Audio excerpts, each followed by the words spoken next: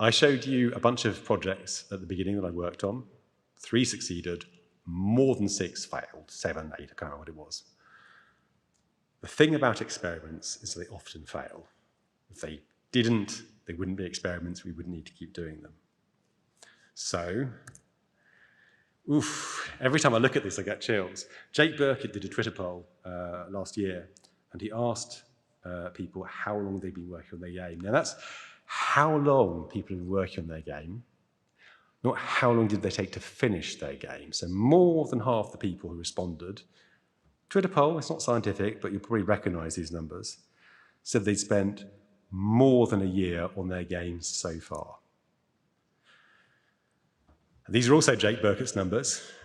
If a game makes $100,000 on Steam, which isn't a hit, but most games aren't hit, and if one person has been making it for 1 year, then that's the hourly wage at the end of it.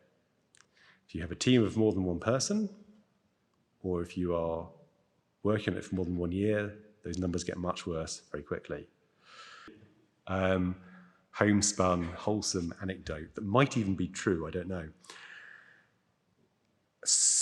It is said that there was a pottery teacher who one term told half her class to make the best pot they could over the course of a term, and the other half of the class to make as many pots as they could over the course of the term.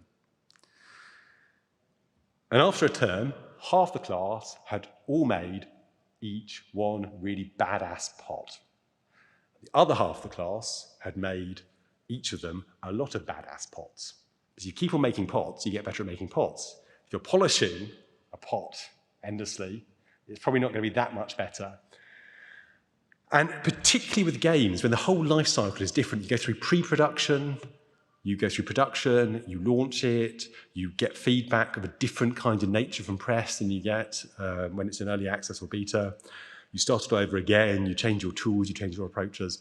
You learn things in a different way when you finish and launch a game. So finish and launch as many games as you can on short budgets, and that reduces your risk, and it means you learn more stuff.